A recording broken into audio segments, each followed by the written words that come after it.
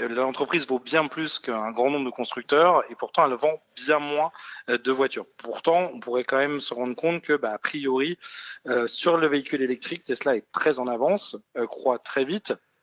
Il y avait eu beaucoup de promesses d'Elon Musk qui, des fois, eu du mal à tenir, mais au final, il a réussi à faire aussi une croissance quand même de la production qui est assez phénoménale. Mais surtout, ce qu'il faut voir, c'est la technologie derrière Tesla, où il est en avance sur l'électrique, il est en avance sur la voiture quasi autonome, en tout cas avec assistance à la conduite, et puis avec un niveau d'usage et d'architecture logicielle qui est bien en avance sur les autres constructeurs.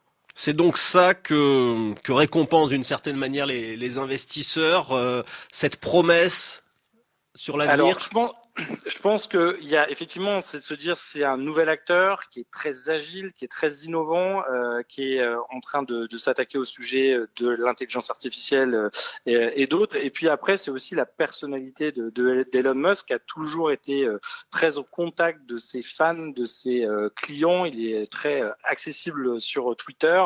Et je pense qu'il y a aussi cette culture un peu qu'on trouvait chez Steve Jobs, de l'entrepreneur un peu enfant terrible qui vient secouer finalement un secteur qui était un peu traditionnel et qui innovait finalement de manière un peu trop incrémentale.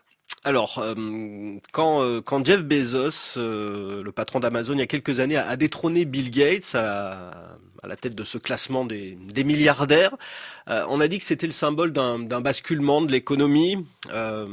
Avec le commerce dématérialisé. Est-ce qu'on peut dire aujourd'hui la même chose? C'est que l'avenir de l'économie, c'est la voiture électrique avec Tesla, et puis la conquête spatiale aussi, puisque Elon Musk est aussi à la tête de SpaceX.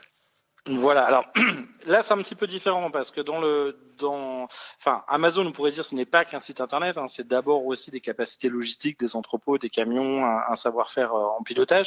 Mais c'est vrai que là on n'est pas passé d'une voiture à un logiciel, hein, ça reste un acteur industriel qui fabrique des voitures d'un côté et envoie des satellites dans l'espace avec SpaceX. Donc c'est deux métiers industriels, mais c'est effectivement une nouvelle façon de faire, beaucoup plus agile, beaucoup plus branchée sur le software. Il faut voir qu'à côté, Elon Musk a aussi lancé The Boring Company qui essaie de créer des tunnels de transport, et là il y a des tests à Las Vegas ou à Los Angeles.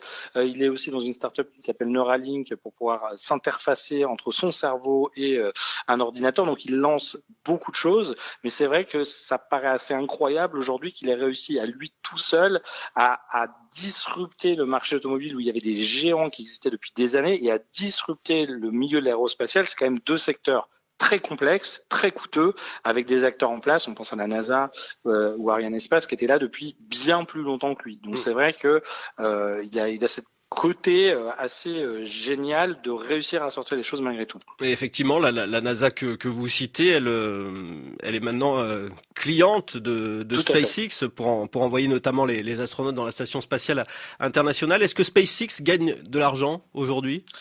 Alors, a priori, ils font du chiffre d'affaires. La rentabilité, il faudrait encore voir, mais ils ont quand même signé énormément de gros contrats. Après, ce qui est intéressant de voir, c'est qu'effectivement, avec cette capitalisation chez Tesla, Elon Musk va pouvoir acheter ou financer beaucoup de choses, à voir si le cours de la bourse se maintient. Maintenant, ce qui est intéressant, c'est que le vrai but annoncé, en tout cas d'Elon Musk, c'est pas juste d'envoyer des satellites dans l'espace ou de faire des voitures autonomes, c'est d'aller sur Mars. C'est carrément d'aller coloniser la planète Mars.